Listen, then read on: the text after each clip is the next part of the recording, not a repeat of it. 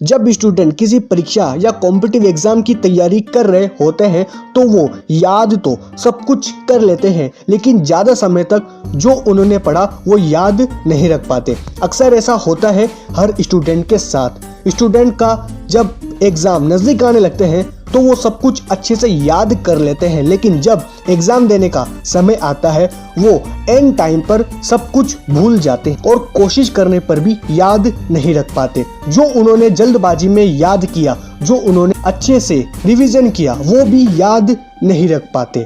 इसका इफेक्ट सीधा एग्जाम पर पड़ता है और रिजल्ट पर भी, और हर स्टूडेंट डिमोटिवेट हो जाता है। जब हम एग्जाम देने बैठते हैं और उस टाइम हमें कुछ भी याद नहीं आता, उस टाइम हमें बहुत गुस्सा आने लगता है।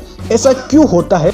स्टूडेंट ने सही तरीके से सब्जेक्ट को याद नहीं किया या फिर उसने अच्छे से किसी पढ़ाई का रिवीजन नहीं किया। तो दोस्तों, आज की इस वीडियो में आपको ये चीज़ बताने वाला हूँ, जब भी आप एग्ज़ाम देने जाओ तो आपको क्या करना चाहिए और क्या नहीं करना चाहिए। अगर आप चाहते हो अपने एग्ज़ाम को अच्छे से पास कर, अपने एग्ज़ाम में अच्छे नंबर लाना, तो ये वीडियो पूरी कंप्लीट देखना। तो इस वीडियो को पूरी कंप्लीट देखना। तो लेट्स बिगिन। उत्सुकता को बढ़ाने के लिए आपको कुछ ऐसा करना होगा जिससे कि आपका मन पढ़ाई में लगे।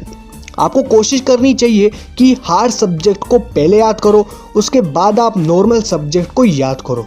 अपने अंदर उत्सुकता लाने के लिए आपके पास बहुत तरीके हैं, बहुत ज़्यादा तरीके हैं। जब आप कोई भी सब्जेक्ट को याद करने बैठते हो, कोई भी सब्जेक्ट आप रिवीजन करने बैठते हो, उससे पहले खुद को रिवॉर्ड्स दे, खुद को शाबाशी दे, खुद को कोई गिफ्ट दे।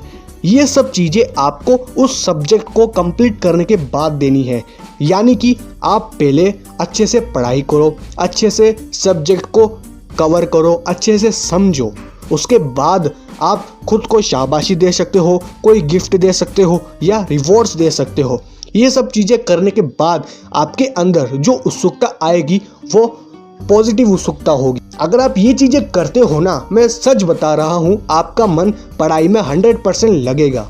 उत्सुकता लाओ अपने अंदर, पढ़ाई करने का जुनून लाओ। अपने अंदर ये चीज़ लाओ कि मुझे पढ़ना है, मुझे एग्ज़ाम में पास होना है, अच्छे नंबर लाने हैं, मुझे अपनी लाइफ में कुछ करना है। अगर आपको अपनी लाइफ में कुछ करना है तो अपनी पढ़ाई में 100% फोकस, पहले अपने सब्जेक्ट को कंप्लीट करो, उसके बाद आप ये चीज़ें कर सकते हो। अपने अंदर उत्सुकता लाओ। मुझे पता है हर स्टूडेंट का मन पढ़ाई में नहीं लगता, लेकिन मन लगाना पड़ेगा। अगर आपको अपने एग्ज़ाम में अच्छे नंबर लाने हैं, एग्ज़ाम में पास होना है, तो आपको मन लगाना पड़ेगा। उत्सुकता लाओ अपने अंदर, खुद को शाबाशी दो और खुद को रिवॉर्ड्स दो। उसके बाद आप हर एग्ज़ाम में 100% दे पाओगे। किसी सब्जेक्ट की आप पढ़ाई कर रहे हो या याद कर रहे हो, उसे बार बार दोहराएं और बोल बोल कर याद करें, ताकि आपको वह सब्जेक्ट अच्छे से याद हो जाए। पहले सब्जेक्ट को अच्छे से समझो, यानी सब्जेक्ट आपसे क्या चाहता है और सब्जेक्ट आपको क्या समझाना चाहता है। उसके बाद आप बार बार लाइन को दोहराएं। अगर आप ऐसा करते हैं तो आपको किसी भी क्वेश्चन का जवाब देने में आसानी होगी और आप एग्ज़ाम में पेपर अच्छे से कर सकते हो। देखो, आपको कोई भी सब्जेक्ट पसंद हो, कोई भी, उसे पढ़ना चालू। पहले किसी टॉपिक का क्वेश्चन को समझो, यानी आप पहले किसी टॉपिक का कोई क्वेश्चन होता है ना, उसको अच्छे से पहले समझो, उसे दोहराना चालू करो। उसके बाद उसके आंसर को देखो, उसके आंसर को याद करना चालू करो। क्वेश्चन और आंसर को 50-50 बार और 100-100 बार दोहराना चालू कर दो। जब तक दोहराओ, जब तक याद करो, जब तक आपको आंसर याद ना हो जाए। आपने 50-50 बार और 100-100 बार आंसर को याद किया, पहले क्वेश्चन करो, खुद से पहले क्वेश्चन करो, उसके बाद आप उस क्वेश्चन का आंसर दो। जो आपने 100-100 बार याद किया ना, उसके बाद आप उस क्वेश्चन का आंसर दो। फिर देखना दोहराने का इफेक्ट क्या होता है।